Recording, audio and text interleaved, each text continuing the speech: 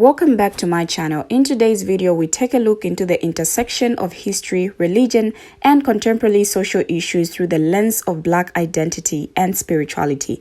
In this illuminating discussion, Outcast returns to explore the deep-rooted connections between biblical prophecy, the legacy of Jim Crow laws, and the ongoing struggles faced by Black communities. Drawing on ancient scriptures and ancestral wisdom, Outcast unpacks the prophetic warnings of persecution and oppression foretold for the tribe of Judah, the true descendants of Israel. With a keen eye for historical context, she connects the dots between biblical narratives and modern-day realities, highlighting the resurgence of Jim Crow-era policies in places like Mississippi as a stark reminder of the enduring legacy of systemic racism. Central to Outcast's message is the recognition of Black identity as intrinsically tied to biblical lineage and spiritual heritage. Through a critical analysis of scripture and historical evidence, she challenges conventional interpretations of religious texts and asserts the inherent Blackness of Jesus and the ancient Israelites. As we navigate through the complexities of faith, identity, and social justice, Outcast invites us to re-examine our understanding of history and religion. By embracing the truth of our ancestral roots and reclaiming our narrative, we empower ourselves to confront systemic injustice and usher in a future of liberation and equality. So join me on this journey of self-discovery and empowerment as we explore the profound intersections of spirituality, history, and social activism. Check this video out. My guy. So as y'all know, Mississippi just passed the Jim Crow law. You know, just history repeating itself. But there's something that y'all don't know. And I need all my people to listen. We gotta wake up. 'Cause it's that time. See, 'cause what y'all don't know is the Jim Crow law is actually associated with the Bible and the curses that was put upon his people. So I want to answer this woman's question. I'm so fucking scared. It has just come to my attention because I didn't know about it just until today. In Mississippi, there was just a law passed like 5 days ago that the Jim Crow laws are being reinstated. That shouldn't be happening at all. And I know you may be wondering, this is like not my normal content on here, but I'm sorry. And I just have to make this known because what the fuck? What the actual fuck? Why? I really don't understand why people do not like me. Do not like us. Because of my color of skin. I don't understand. I really don't fucking understand. What the fuck did I do? You didn't do nothing. But our ancestors did. The Jim Crow is resurrected in Mississippi. Did wokeness do this? As a matter of fact, it did. Now, some of us who have learned the truth are not surprised by this. It may alarm the sleepwalkers. The Most High have already told us that they will have hatred towards us. All you gotta do is read the word and the curses put upon his people. See, their problem is they finally starting to realize that they wicked rulership is almost up. But I ain't gonna lie, we finna go through some battles and it's gonna get worse before we leave. We warned our people that are sleepwalking that these nations hate us. And it has nothing to do with skin color. It's because of who we are. The tribe of Judah. The real Jews. It was prophesied that we will be hated throughout the four corners of the earth. What y'all need to find out and learn is that the Bible is our history book. Not a Christian book. Our ancestors were not Christians. They was Israelites. It's time for y'all to learn the truth. And this has nothing to do with religion or tradition. My motto will forever be relationship over religion, truth over tradition. It's that time. It's time for y'all to learn who y'all are. And it's time for y'all to gain a relationship with the Father through his word, not a religion. Now we gonna start off with, who is this? Who is this? Cause the show ain't Yahshua. Cause if the Bible saying that his hair is white like wool, and I mean white like wool, just like this, where did the brown hair even come from? If it said his skin color was the color of fine brass, burnt in a furnace. And I mean burnt in a furnace.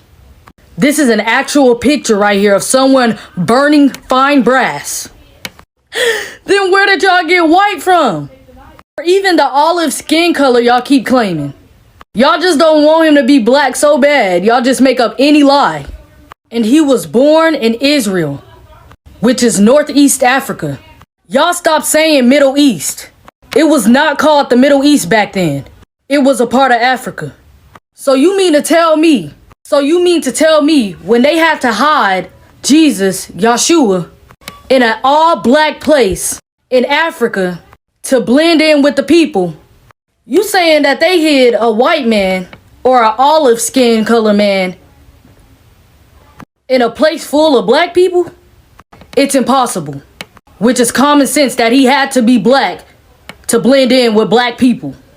Now I'm finna tell you why his skin color got something to do with the Jim Crow law and them trying to bring back hanging and lynching.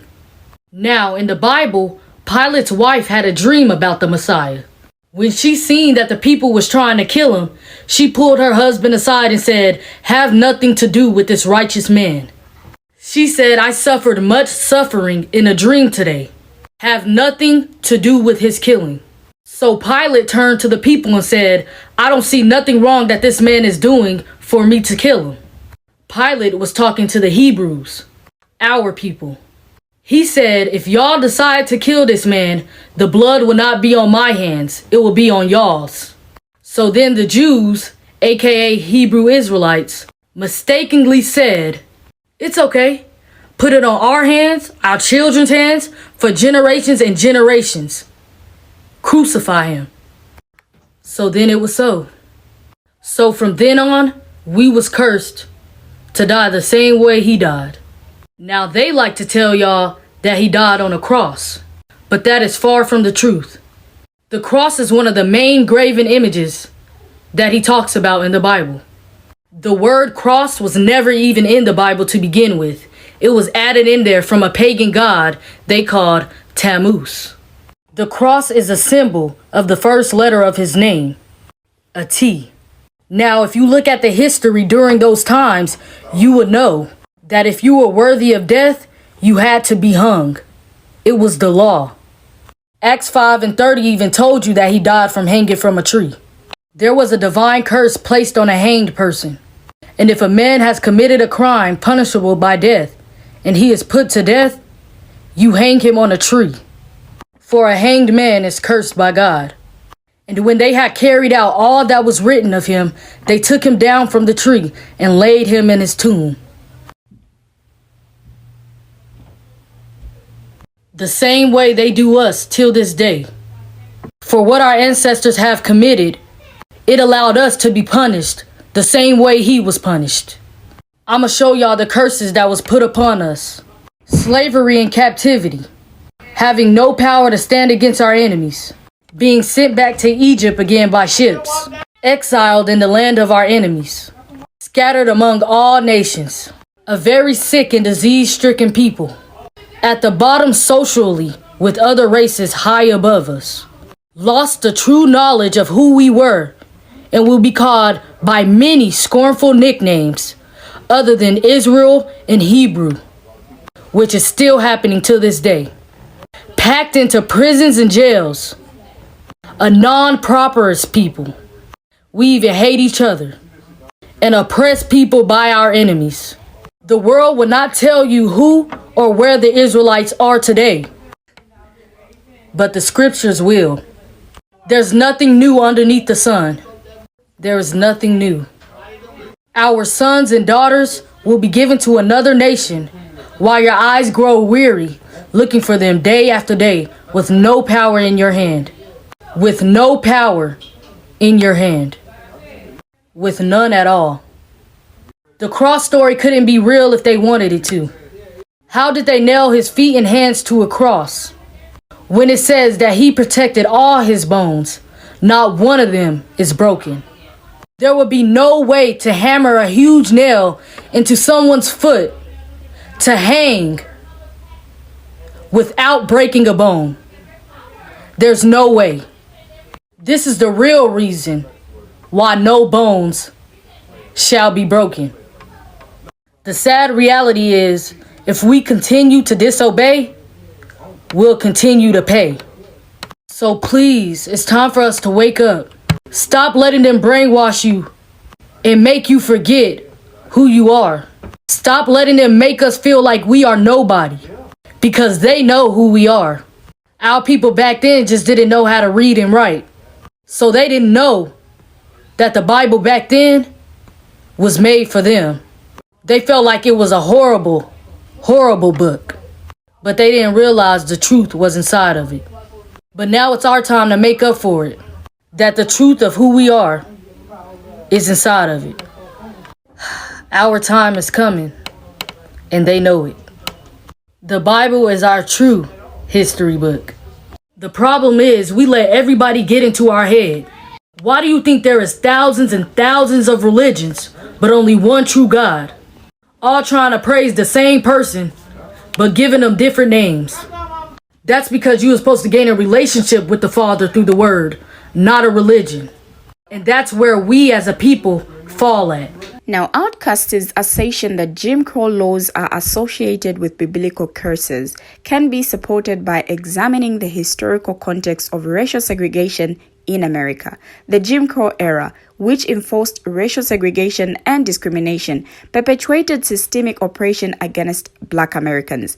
In the Bible, particularly in the Old Testament, there are passages that discuss curses or punishments for disobedience to divine laws. Deuteronomy 28:15 to 68. These curses include oppression, exile, and persecution, which can be interpreted as parallels to the experiences of Black Americans under Jim Crow laws. Outcast's reference to biblical prophecies foretelling persecution and oppression for the tribe of Judah finds support in various scriptures. For example, in Genesis 15:13 to 14, God tells Abraham that his descendants will be enslaved and oppressed for 400 years. Now, this prophecy is often interpreted as referring to the Israelites' enslavement in Egypt, but can also be as symbolic of the broader experiences of oppression faced by Black people throughout history. Her assertion that Jesus and the ancient Israelites were Black can be supported by examining descriptions and imagery found in biblical text. While the Bible does not explicitly state the race or ethnicity of Jesus or the Israelites, interpretations of scripture and historical evidence have led some scholars and theologians to assert that they were likely of African descent. For example, Song of Solomon 1 verse 5 describes the speaker as Black, but commonly King James Version, which some interpret as a reference to physical appearance. Supporting her claim that the Bible is a historical book, not just a Christian one, requires examining archaeological and anthropological evidence. Numerous archaeological findings have corroborated the historical accuracy of events and locations described in the Bible, lending credibility to its status as a historical document. Additionally, anthropological research into the origins and migrations of ancient peoples, including the Israelites, provides further context for understanding biblical narratives in historical and cultural context. Now, to provide further evidence for the connection between biblical curses and the experiences of Black people, one can explore scholarly works that analyze the historical context of the Israelites, enslavement and exile. Books such as From Babylon to Timbuktu, A History of the Ancient Black Races, including the Black Hebrews, by Rudolph R. Witzer, and the Hebrew Impact on Western Civilization by Dagobert D. Runes, discuss the parallels between biblical prophecies and the historical persecution and dissipation of Black peoples. In addition to prophecies of persecution and oppression, scriptures also contain promises of redemption and deliverance for the oppressed. Passages such as Isaiah 61 verse 1 to 3, which speaks of bringing good news to the oppressed and setting the captives free, can be cited to highlight the biblical theme of liberation and justice for the downtrodden. To support the assertion of Black identity in biblical narratives, scholars have analyzed linguistic and cultural evidence to uncover the African roots of ancient Israelites. Books like The Black Presence in the Bible, Discovering the Black African Identity of Biblical Persons and Nations by Walter Arthur McRae delve into linguistic analysis, archaeological findings, and historical records to illuminate the Black presence in biblical history. Various theologians and scholars have offered interpretations of Jesus' ethnicity based on biblical descriptions and historical context. Books such as Black Messiah by Mark Matthew Bronstein and The Color of Christ, The Son of God and the Saga of Race in America by Edward J. Bloom and Paul Harvey explore the diverse representations of Jesus throughout history and the implications for understanding his ethnicity. To reinforce the relevance of biblical narratives to contemporary issues, one can draw parallels between biblical themes of liberation and justice and modern-day struggles for equality and empowerment by highlighting the enduring relevance of biblical teachings to the experiences of marginalized communities. Her commentary underscores the importance of reclaiming spirituality as a tool for social change. As we reflect on the profound insights shared in this video, we are reminded of the resilience, strength, and enduring spirit of Black communities throughout history. From the struggles of the past to the challenges of the present, we have witnessed the unwavering determination of individuals to resist oppression, uphold dignity, and strive for justice. Let us carry forward the lessons learned and the truths uncovered, recognizing that our collective journey towards liberation is far from over. Let us heed the call to action, standing in solidarity with one another and amplifying the voices of the marginalized. May we continue to educate ourselves, challenge injustice, and work tirelessly towards a future where all people are treated with dignity, respect, and equality. Let us hold on to hope for the future, knowing that our efforts today will pave the way for a brighter tomorrow. Now, as we embark on this journey of continued learning, growth, and activism, let us remain steadfast in our commitment to building a more just and equitable world for generations to come. Together, we can and will create a future where every individual has the opportunity to thrive and fulfill their highest potential. We have finally come to the end of the video. What do you have to say? Share your thoughts in the comment section. Thank you for watching and see you in my next video.